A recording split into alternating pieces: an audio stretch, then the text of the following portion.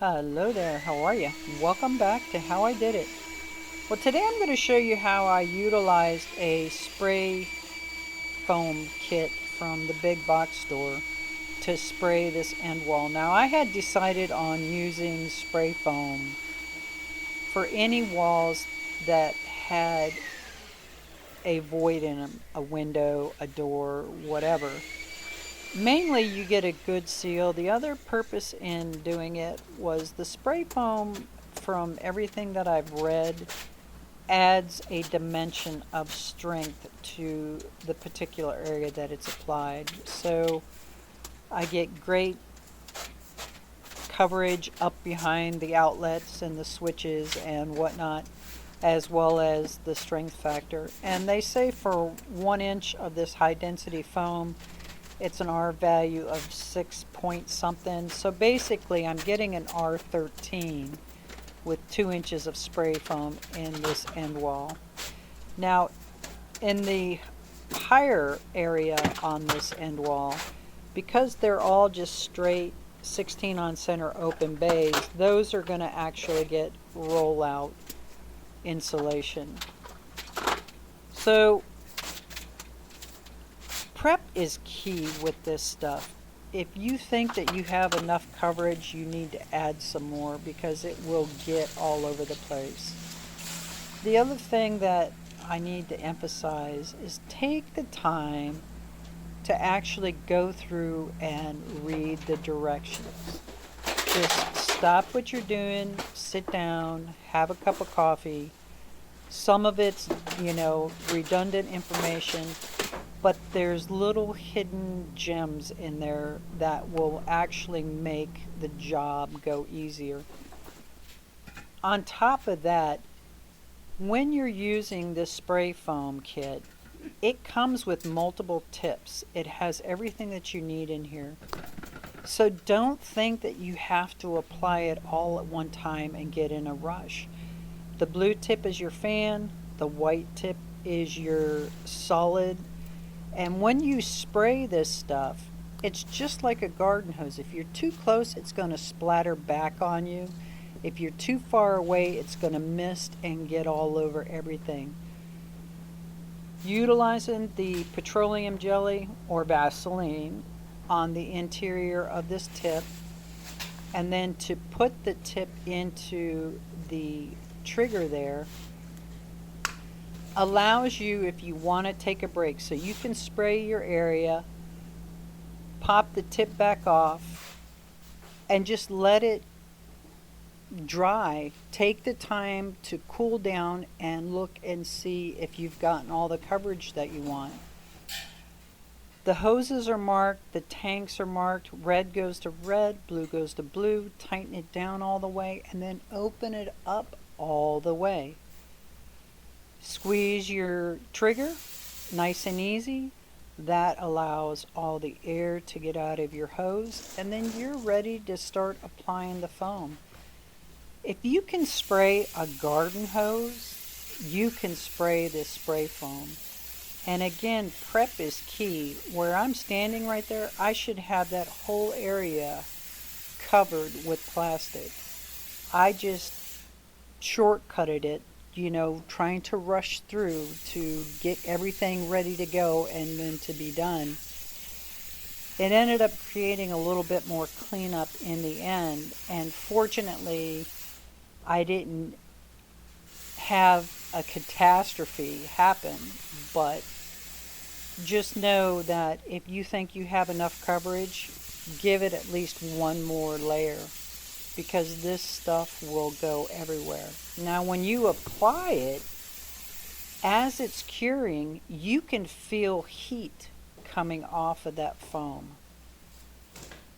But this stuff, oh my goodness, if you can spray a garden hose, I know I said that, you can put this stuff on. And it is just awesome how it goes in there. It fills all the little nooks and crannies. You have the insulation factor. I had used this and sprayed the inside of my utility shed, and unfortunately, I didn't heed my little advice that I gave you then, which was take your time, put your coat on, and then come back and do a second coat later on. You do not have to spray these tanks empty the first time around. Now, unfortunately, the only footage that I was able to capture was this lower portion here, because GoPros or those little sports cameras, any of them, they all have a terrible heat tolerance. Because I'm inside the barn, it's 95 degrees out, there is no air conditioning running, there is no fan running. All that stuff has to be turned off when you're applying this, and the GoPro overheated. So I got the footage of the prep, but didn't actually get the far away footage of the spray foam. But what you're seeing here on the lower portion is true across the board. It sprays the same way whether you're spraying up high or you're spraying down low. And then almost as quick as you finish spraying, it's time to clean up. This foam really dries that quickly. These kits are pretty amazing. Now know that there's going to be some areas that you put too much foam on, and those areas that you put too much foam on, you want to make sure excuse me, that you get that area removed. So quite some time back, I had purchased, well actually when I had the company come out and spray in the ceiling area around the barn, I had purchased a long saw blade that I thought I was going to be able to put on my Sawzall to smooth the foam out. And of course my Sawzall wasn't designed for this. You have to buy a special adapter and all that.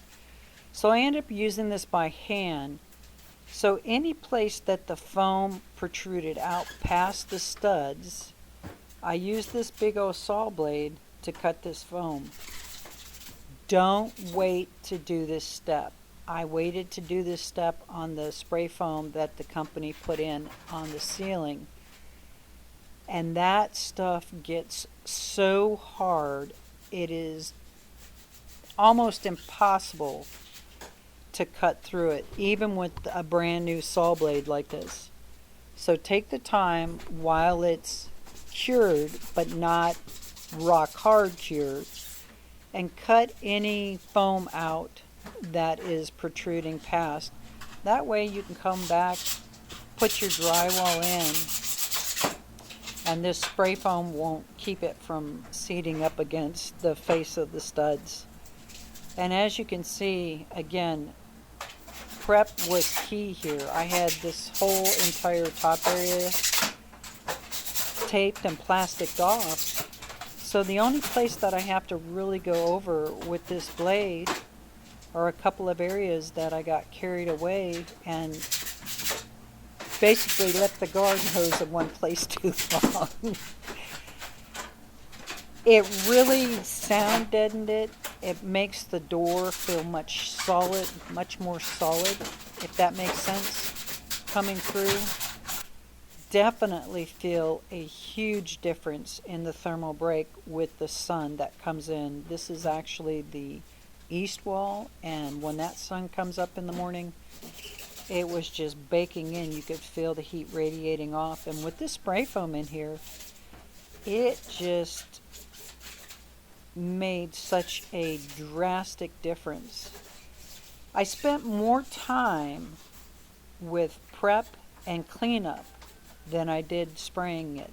So just understand that when you get into it. There you have it. It's just that easy. Thanks for stopping by. Have an absolutely wonderful and blessed day. I'll see you next time. Take care.